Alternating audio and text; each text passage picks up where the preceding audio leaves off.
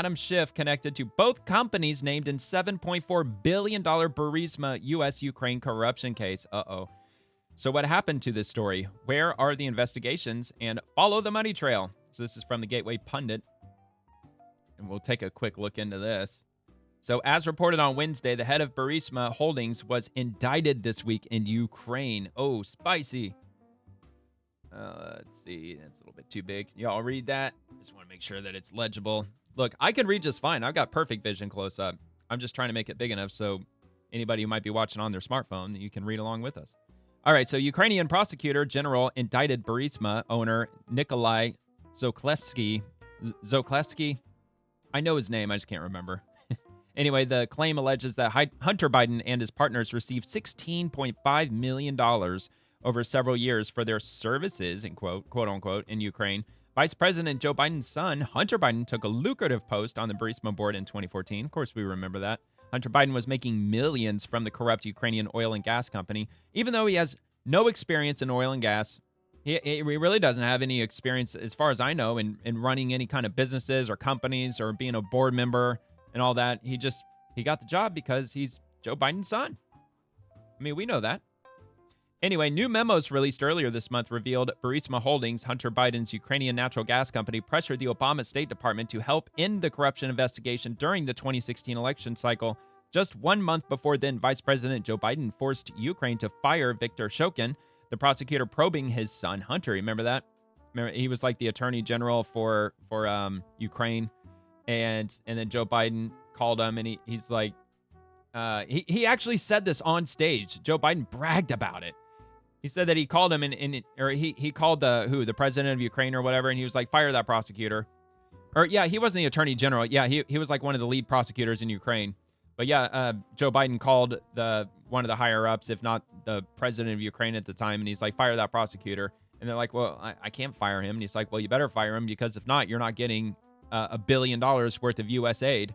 And he's like, what are you talking about? That's already a done deal. He's like, oh no, it's not done yet.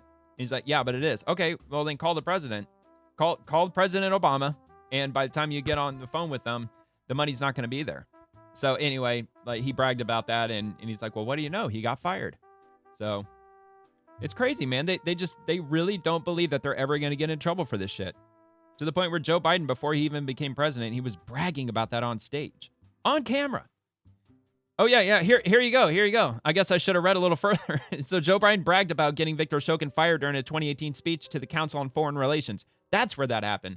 The media immediately covered for Biden and said that his targeting of Mr. Shokin was totally unrelated to the prosecutor's corruption investigation into Hunter and Burisma Holdings. Yeah, right. Burisma Holdings actually name-dropped Hunter Biden when requesting help from the State Department. Dude, that is such a corrupt company. Country, I mean, not company, but isn't Ukraine, hasn't it been like widely regarded as being among the most corrupt countries on the planet, and they had been for years, if not for decades? According to CD Media last week, former Ukrainian official Alexander Onichenko said Hunter Biden was receiving off-the-books payments from Burisma in the millions. So he had gone missing. Now this, Democrat Adam Schiff is linked to both U.S. corporations named in the $7.4 billion corruption case. Oh, wow. So that's from Methods. I'm not familiar with who that is. Methods reported. He's a blue check. It's not a yellow check, not a gray check. But Schiff is connected to both BlackRock and Franklin Templeton Investments, two companies that were named in the $7.4 billion Burisma-US-Ukraine corruption claim that was announced. And it looks like they got receipts. So clerk.house.gov, and, well, it has his name right there. It's small, but it says Honorable Adam B. Schiff, or Shifty Schiff. Here, let's see if I can try to make this a little bit larger. I don't know if we're going to be able to or not. Because images, I can't zoom into images on here. It really irritates me.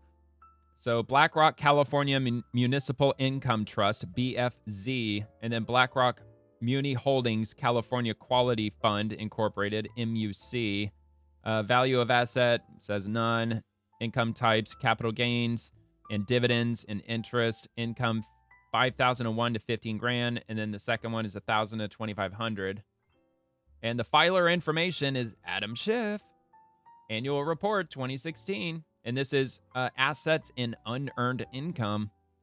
So that's very interesting. Of course, they got like Apple and Bank of American savings account, so on and so forth. Another one, Franklin Templeton Mutual Shares Fund Class C. Let's see. Value of the asset is between $15,000 and $50,000, and the income he received was $2,500 to $5,000. Capital gains and dividends. So it sounds like Adam Schiff, he's making money where he shouldn't be. So here, the final one. Last week, November 14th, the Prosecutor General's office, unnoticed by the media, announced a new suspicion to the notorious owner of Burisma, ex-ecology minister Zolkevsky. According to the suspicion, the Yankovich, the Yanukovych family is suspected in particular with legalizing or laundering of criminally obtained income through Franklin Templeton Investments, an investment fund carrying out purchases of external government loan bonds totaling $7.4 billion. Durkash said. And so they underlined, let's see, $7.4 billion and laundered the funds through an investment fund close to some representatives of the U.S. Democratic Party, of course. And finally, down here at the bottom, quote, the son of Templeton's founder, John Templeton Jr., was one of President Obama's major campaign donors. Wow. Another fund-related character is Thomas Donilon, managing director of BlackRock Investment Institute, and shareholder Franklin Templeton Investments, which has the largest share in the fund. It is noteworthy that he previously was Obama's national security advisor. Holy shit, man. Wow. I'm not seeing any of that in the news. That's very, very interesting. A little sus. So that's going to be down in the description if you want to go over some more of this information. It looks like I went over basically all of it at that point, but it's there if you want to click on that and check it out. So, wow, man, what a banger. Adam Schiff, man, he just keeps finding himself in hot water, but that's good.